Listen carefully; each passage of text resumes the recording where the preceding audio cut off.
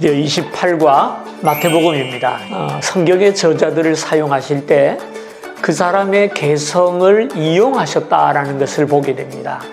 마태가 예수님을 볼 때는 왕이셨고, 마가가 예수님을 볼 때는 참 섬기는 종이었고요.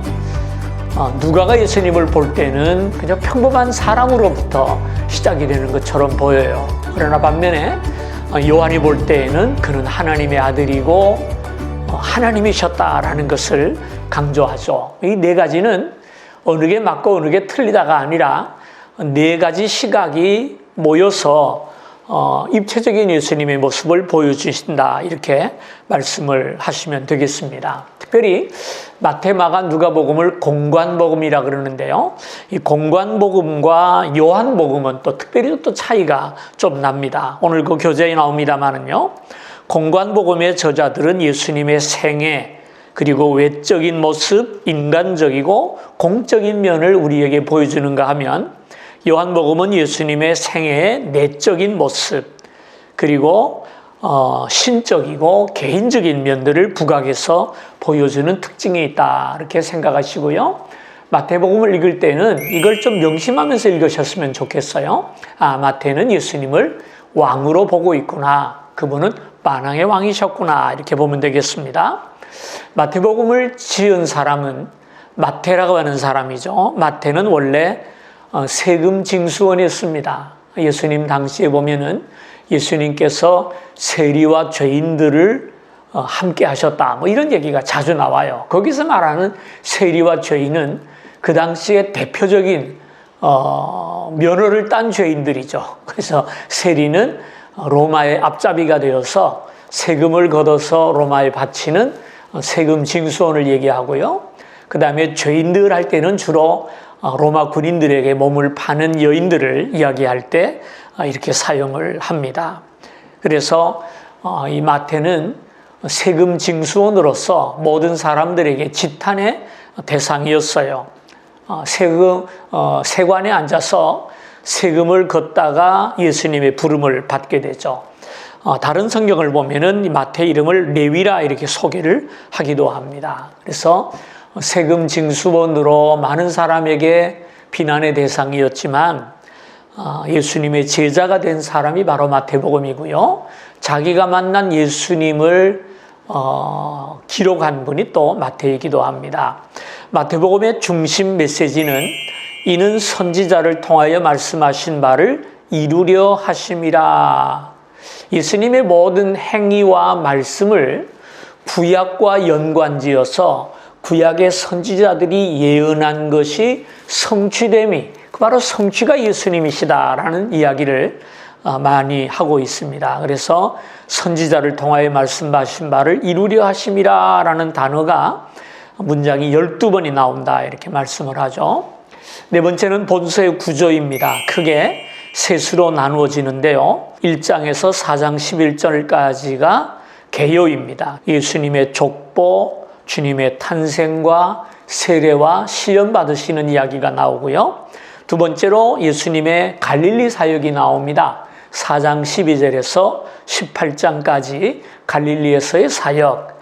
그 다음에 세 번째는 유다 지방에서의 사역입니다. 19장에서 28장인데요. 이 제도를 이제 자주 좀 보시겠습니다만은요. 예수님 당시의 유대 사회의 모습을 우리에게 보여주는 그림인데요. 여기가 사해, 여기가 갈릴리. 예수님 당시에 유대 땅이 로마가 통치하면서 세 부분으로 나눴다고 해요. 제일 위쪽이 갈릴리, 그 다음 두 번째가 사마리아, 세 번째가 유다, 예루살렘이 여기쯤 있어요. 그래서 예수님의 주 사역지는 갈릴리 지역을 중심으로 사역을 하셨고, 나중에 후반기의 사역은 유다 지역에서 주로 사역을 하십니다. 사마리아는 오고 가면서 잠깐 사역을 했고, 사마리아는 예수님의 사역의 중심은 아니었습니다. 오개요 이렇게 말을 했는데, 족보가 제일 먼저 나오는 이유는 무엇일까 그랬죠. 족보가 맨 먼저 나오는 이유는 이 마태복음이 유대인들을 대상으로 쓰여졌기 때문입니다. 유대인들을 향해서 너희가 십자가에 못 박아 죽인 예수님은 바로 하나님의 아들이었고 만왕의 왕이었다. 그분이 메시아였다. 이렇게 말씀을 하게 될 때 유대인들이 제일 궁금했던 것은 뭐냐면요. 정말 예수가 메시아냐? 그러면 그분이 유다 지파의 후손이 맞느냐? 다윗의 후손이 맞느냐? 그걸 아마 제일 궁금하게 여길 거예요. 왜냐하면 구약의 예언이 유다의 자손 중에서 메시아가 오신다고 했기 때문입니다. 그래서 마태복음을 시작하면서 제일 먼저 예수님의 족보를 실었습니다. 아브라함으로부터 시작되고 다윗으로부터 시작되는 그 예수님의 족보를 쭉 이렇게 소개하는 것으로 나와 있어요. 특별히 여기 보면 재밌는 것이 여자의 이름이 4사람이 나와요. 대개 족보에 여자들을 잘 실지 않는데 마태복음이 요약한 예수님의 족보를 보면은 여자의 이름이 3이 나오죠. 다말이 나오고요. 라합이 나오고요. 우리아의 처 밧세바가 나오고요. 룻이 나옵니다. 여기 보면은 4사람이 다 약간의 문제점을 가지고 있는 사람들이죠. 다말은 야곱의 12아들 가운데 유다라는 아들의 며느리예요. 이 유다와 며느리가 남편이 죽은 다음에 성관계를 가져서 아들을 낳아요. 그렇게 해서 그 유다 자손이 다윗을 통해서 메시아까지 이어집니다. 라합은 아시는 대로 여리고 성의 기생이었어요. 이방 여인 가운데서도 기생입니다. 근데 이 라합이 예수님의 족보에 들어가요. 룻은 누굽니까? 모압 여인이죠. 역시 이방인입니다. 밧세바는 누굽니까? 다윗과 불륜 관계를 맺었던 여인이죠. 우리아라는 남편이 있음에도 불구하고 우리아가 전쟁터에 간 사이에 다윗의 부름을 받아서 다윗과 관계를 맺어서 아들을 낳았고 그 후손 가운데서 솔로몬이 나오죠. 밧세바의 둘째 아들이 솔로몬입니다. 그렇게 해서 여기서 예수님이 나오세요. 왜 이렇게 족보 가운데 행실이 또는 출신이 좋지 않은 여인들을 일부러 여기에 집어넣었을까? 웬만하면 감추고 싶을 거 아닙니까? 이 이유는 지금 마태가 유대인들을 고발하는 거죠. 너희들이 그렇게 자랑스러워하는 메시아의 족보를 봐라. 인생의 어떤 특별함 때문에 우리가 구원받는 것이 아니라 누구나 예수를 믿음으로 구원받는다는 것을 그들에게 암암리에 강조하고 있다고 저는 보게 됩니다. 두 번째는요. 그리스도의 탄심과 그의 오심을 둘러싼 사건들 그랬어요. 여기 보면 구약에 6구절이 나오고 신약에 6구절이 나옵니다. 구약의 예언이 신약에 어떻게 성취되었나라는 것이 나와요. 신약의 성취를 볼까요? 마태복음 보면 1장에 보면 보라 처녀가 잉태하여 라고 예언을 했는데 이것은 이사야 7장 14절의 예언입니다. 그 다음에 마태복음 2장 23절에 나사렛 사람이라 이렇게 일컬음을 받으리라 그랬는데요. 아쉽게도 구약에 이런 구절은 안 나옵니다. 나사렛에서 예수님이 자란다는 구절은 나오지를 않아요. 근데 우리 관주 성경을 보면 이사야 11장 1절이라고 얘기를 했거든요. 여기 보면은 이새 줄기에서 한 싹이 난다라는 말씀을 하거든요. 그래서 학자들 사이에 이제 의견이 분분합니다. 의견이 분분한데 이 싹이라고 하는 히브리의 단어가 나사렛이라는 단어와 어근이 비슷해요. 네실이라고 하는 것인데요. 네실이라고 하는 단어인데 그래서 아마 이 구절이 인용되지 않았을까 그렇게 이제 학자들이 얘기를 합니다. 세 번째 마태복음 나오는 라마에서 그게 통곡하는 소리가 난다. 예수님이 태어날 때 2살 이하의 아들이 다 헤롯에게 죽임을 당함으로써 통곡 소리가 난다라는 말을 예레미야가 벌써 예언을 했고요. 마태복음 2장 15절에 보면 예수님이 애굽에서 피난 갔다가 돌아오는 이야기가 나오는데 호세아 11장에 나옵니다. 그다음 마태복음 2장에 보면은 베들레헴에서 한 다스리는 자가 나온다 그랬는데 이 말씀은 미가 5장 2절에 기록되어 있는 것을 우리가 보게 됩니다. 그래서 예수님의 탄생에 대한 예언이 모두 5가지가 구약에 언급이 되어 있고 마태복음에 그대로 소개하면서 응답되었다는 것을 말을 합니다. 다음 3번째, 예수님이 세례를 받으시고 시험을 받으시는 이야기가 나오는데요. 예수님이 시험 받으신 것이 3가지죠. 첫째는 돌이 떡덩이가 되게 하라. 2번째는 성전 꼭대기에서 뛰어내려라. 세 번째는 내게 엎드려 경배하라 라는 것이 마귀가 예수님을 시험한 시험이죠. 근데 이 첫 번째 시험은 육체적인 시험, 육신의 배고픔이죠. 2번째 시험은 정신적인 시험입니다. 명예, 뛰어내려라. 3번째 시험은 영적인 시험, 내게 엎드려 경배하라 라는 것이죠. 2번째는 예수님의 갈릴리 사역이라 그랬죠. 예수님께서 12절을 보면 요한이 잡혔음을 들으시고 갈릴리로 물러가셨다라는 말씀이 나와요.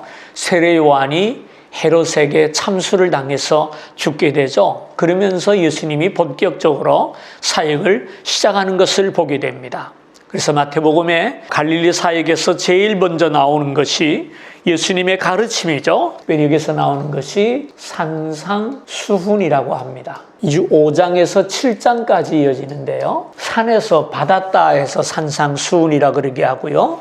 산에서 받은 보배로운 교훈이라 그래서 산상보훈이라 이렇게 말을 하기도 합니다. 요 가운데서 특별히 5장 첫 부분에 보면은 팔복이 나와요. 예수께서 산에 올라가 앉으시니 제자들이 나온지라 입을 열어 가르쳐 가라사대 심령이 가난한 자는 복이 있나니 천국이 저희 것이며 애통하는 자는 복이 있나니 저희가 위로를 받을 것이며 온유한 자는 복이 있나니 저가 땅을 기업으로 받을 것이며 그 다음에 의에 줄이고 목마름 복이 있다 이렇게 말씀을 하셨어요. 여기 이제 첫 번째 4가지 복이고요. 그 다음 2번째 4가지 복이 또 나오죠. 긍휼히 여기는 자는 복이 있나니 저가 긍휼히 여김을 받을 것이며 2번째로 마음이 청결한 자는 복이 있나니 저가 하나님을 볼 것이며 화평케 하는 자는 복이 있나니 저가 하나님의 아들이라 일컬음을 받을 것이며 박해와 핍박을 받는 자는 복이 있나니 천국이 저희 것이다 이렇게 말씀하셨어요. 8가지 복을 말을 하는데요. 8가지 복은 우리 그리스도인이 하나님의 자녀로서 살아가는데 필수적인 말씀이라고 저는 생각을 합니다. 여기 교재에는 나와 있지 않지만 중요하기 때문에 좀 말씀을 드리려고 하는데요. 심령이 가난하다라는 말은 경제적인 가난을 얘기하는 것이 아니라 심령이 가난한 거예요. 사람이라면 누구나 내가 이렇게 살면 안 되지, 내가 이러다가 벌 받지라는 생각을 하면서 살아갑니다. 그것을 성경에서는 심령의 가난함이라고 얘기를 해요. 내가 이대로는 안 되겠다. 내가 어떻게 해야 내 마음의 평안을 누리고 더 나은 삶을 살 수 있을까 하는 것이 심령의 가난함이에요. 하나님을 알고 하나님 앞에 나아가고 싶은데 하나님 앞에 설 수 있는 자격이 나에게는 없어요. 그래서 심령이 가난한 상태를 이야기하는 거예요. 그래서 하나님 앞에 나아가야 될 필요성을 느꼈는데 나아가기에 내가 얼마나 부족한다는 사실을 알기 때문에 애통하는 마음이 바로 애통입니다. 하나님 앞에 나아가야 사는데 하나님 앞에 나아갈 자격이 나에게 없는 거예요. 이런 사람은 온유해집니다. 하나님의 처분을 기다려요. 하나님, 나는 죄인입니다. 어찌하면 좋습니까? 하고 하나님 앞에서 겸손하게 되죠. 그래서 하나님께서 입혀주신 의, 하나님의 의에 대해서 줄이고 목마른 상태가 되는 거예요. 이것이 바로 구원의 선결 조건입니다. 하나님 앞에 구원을 얻기 위한다면은 이 4가지 과정이 우리에게 꼭 필요해요. 그다음 나머지 4가지는 뭐냐? 이런 과정을 통해서 하나님의 백성이 되었을 때 하나님의 백성은 어떻게 살아야 하느냐? 내가 긍휼히 여김을 받았으니 긍휼히 여기는 사람이 되어야 하고요. 하나님의 용서를 받았으니 우리의 심령이 항상 청결하고 거룩함을 유지해야 하고요. 그런 사람은 가는 곳마다 화평을 주죠. 왜 남의 것을 빼앗으려고 하지 아니하고 주는 자가 되기 때문입니다. 그런데 이런 삶은요, 세상 사람들이 보기엔 낯선 삶이에요. 그래서 박해와 핍박을 받게 돼 있어요. 믿는 사람은 세상에서 환난을 당해요. 그러나 주님이 함께 하셔서 도우시기에 능히 승리할 수 있죠. 그러나 우리가 중요한 것은 그리스도인의 삶은 결코 이 세상에서 화합될 수 없는 삶이기 때문에 박해와 핍박을 우리는 각오하고 살아야 된다는 것, 그것을 예수님께서 말씀하셨어요. 그리고 산상팔복이 끝난 다음에 7장까지 내용이 산상수훈인데요. 여기에는 그리스도인의 덕과 윤리와 삶의 동기, 물질적, 현세적, 사회적 격려와 요약과 권고의 말씀이 계속 이어집니다. 특별히 여기 보면은요, 두 가지를 대조적으로 비교하면서 진리를 설명하는 게 나옵니다. 두 길이 나오고요, 두 문이 나와요. 좁은 문이 나오고 넓은 문이 나오고 좁은 길이 나오고 좁은 문이 나옵니다. 두 목적지가 나오고요, 두 기초가 나와요. 반석 위에 세운 집과 모래 위에 세운 집, 이렇게 하면서 참된 길을 발견하고 그 길을 걸으라고 주님께서 우리에게 권면하십니다. 두 번째는 예수님의 사역인데요. 여기에는 10개의 기적이 기록되어 있습니다. 이것은 제가 불러줘도 좋겠지만은요, 시간을 아끼기 위해서 여러분이 나중에 찾으시기를 바랍니다. 10가지의 기적이 나오는데요. 중요한 것은 그 다음 페이지 184페이지입니다. 10가지 기적만 기록이 되어 있지만 사실은 더 많죠. 9장 35절에 보면 그가 모든 도시와 마을에 두루다니며 모든 병과 모든 약한 것을 고치셨다 그랬으니까 고침받은 사람들이 훨씬 많습니다. 그래서 놀라운 말씀과 놀라운 기적을 사람들에게 베풀어 주시죠. 그런데 여기에 대한 사람들의 반응이 무엇인가? 그것이 3번입니다. 사람들의 반응이 어떤 것인가? 세례 요한은 질문을 하죠. 오실 그이가 당신입니까? 우리는 또 다른 사람을 기다려야 합니까? 예수님을 소개한 세례 요한조차도 예수님에 대해서 회의를 가졌던 것 같아요. 두 번째로 회개치 않는 도시들이 있었어요. 화 있을 적 고라신과 벳세다야 하면서 그들을 책망합니다. 바리새인들은 예수님을 비방하고 예수님을 죽이려는 계획을 세우는 것을 보게 되고요. 군중들은 믿지 않습니다. 그래서 예수님이 하도 답답해서 4가지 밭에 대한 이야기를 하죠. 돌밭과 그 다음에 길밭과 길가와 같은 밭, 돌짝밭과 같은 밭, 그 다음에 가시밭과 같은 밭, 그리고 옥토와 같은 밭이 있다. 그런 말씀을 하셨어요. 그러니까 아무리 진리의 말씀이 뿌려져도 길가와 같이 다져진 밭에는 그 씨가 뿌려져서 열매를 맺지 못한다라는 말씀이죠. 그 다음에 관습적인 서기관들은 예수님의 말씀의 의미를 깨닫지 못하고 그저 자신의 관습대로 제자들이 소를 씻지 않고 밥을 먹는다고 그것을 비난하고 하는 것을 보게 됩니다. 사도예가 바리새인과 사두개인들은 또 다른 표적을 내놓으라 그래요. 그만큼 이적을 행했음에도 불구하고 당신이 메시아인 표를 내놓으시오, 이런 얘기를 하게 되죠. 그래서 예수님께서 그렇게 말씀을 전하시고 이적을 보여주셨어도요, 눈이 가려진 사람들에게는 아무 의미가 없었다라는 것을 우리가 이 성경을 통해서 보게 됩니다. 특별히 그 가운데 있는 마태복음 13장은 천국장이라는 이름이 제목이 붙어 있어요. 13장을 보면은 천국은 마치 하면서 천국을 비유로 이렇게 많이 말씀을 우리에게 보여주고요. 그 다음에 16장에 보면은 유일하게 교회에 대한 교훈이 나와요. 내가 이 반석 위에 내 교회를 세우리니, 예수님께서 베드로에게 물어보죠. 사람들이 나를 누구라고 하느냐? 뭐 엘리야라 그럽디다, 세례 요한이라 그럽디다, 선지자라고 합디다. 그때 예수님이 다시 묻습니다. 너희는 나를 누구라고 하느냐? 그럴 때 베드로가 주는 그리스도시요 살아계신 하나님의 아들입니다. 그랬더니 예수님이 기뻐하시면서 너는 베드로라, 내가 이 반석 위에 내 교회를 세우겠다 그랬거든요.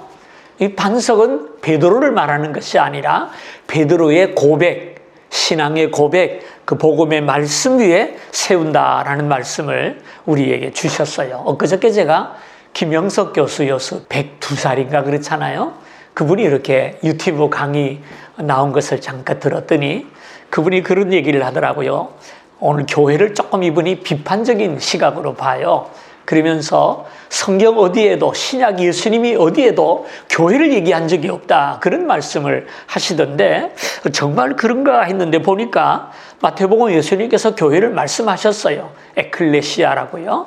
교회, 내 교회를 세우겠다 말씀하셨어요. 물론 교회가 지금 빛을 발하지 못하고 재구실을 못하는 것은 맞습니다만은요, 비난의 대상이 되고 있지만, 그러나 하나님께서는 지금도 여전히 교회를 통해서 당신의 복음을 전하시고 교회를 통해서 생명을 구원하시는 까닭에 영광스러운 교회라는 사실을 꼭 기억하시기를 바랍니다. 마지막 세 번째, 유대에서의 사역입니다. 유대에서의 사역 19장에서 마지막까지 이어지게 되는데요. 첫 부분을 보면은 왕으로 나타나시는 예수님의 모습을 보여줍니다. 19장에서 25장인데요. 갈릴리에서 예루살렘으로 계속 올라가는 이야기가 19장부터 20장까지 이어져 나옵니다. 그리고 21장에 들어가면서 예수님이 드디어 예루살렘에 입성을 하게 돼요. 그때 예수님께서 나귀를 타셨거든요. 왜 나귀를 타셨느냐? 그것은 스가랴 9장 9절에 예언한 말씀이 성취된 것을 보여주는 것이고요. 두 번째로 예수님이 나귀를 타신 것은 하나의 퍼포먼스입니다. 어떤 행동을 통해서 메시지를 주는 것이죠. 그 메시지가 뭐냐면 대관식이에요. 유대에서 왕이 되기 위해서는 좀 독특한 예식이 있어요. 그게 뭐냐면 왕의 아들이 왕좌를 잇는다 할지라도 왕국 내에서 우물딱주물딱 하는 것이 아니라 왕자는 반드시 지방으로 내려가야 합니다. 제사장에게 기름 부음을 받아야 돼요. 왜 지방으로 내려가느냐? 왕은 그저 대를 이어서 임명받는 것이 아니라 낙하산이 아니고 백성들에게도 인정을 받아야 된다는 겁니다. 그래서 백성들에게 인정받지 못하는 사람은 왕궁 밖으로 안 나가려고 그러겠죠. 그래서 나가서 제사장의 기름을 부으면 백성이 뒤를 따르고 다시 예루살렘에 올라옵니다. 그때 뭘 타느냐? 백마를 탑니다. 흰 말을 타고 예루살렘에 들어와서 대관식을 거행하면서 왕을 이어가는 것이죠. 근데 예수님은 백마가 아니라 나귀를 타셨어요. 왜?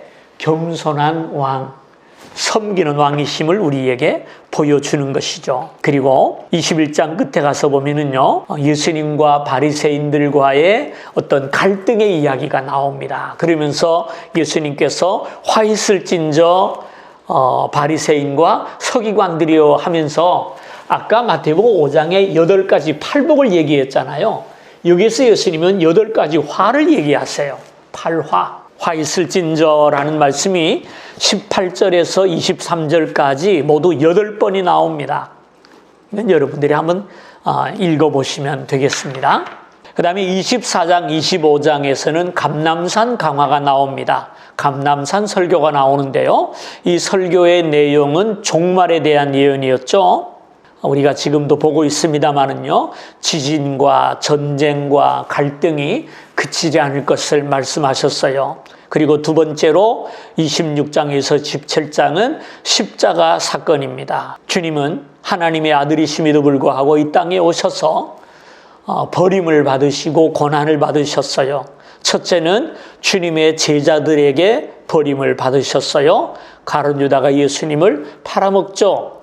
두 번째는 예수님께서 사내들인 공의 앞에서 재판을 받고 사형 언도를 받게 되죠. 사내들인 공의회가 뭡니까? 그 당시의 유대교의 주역입니다.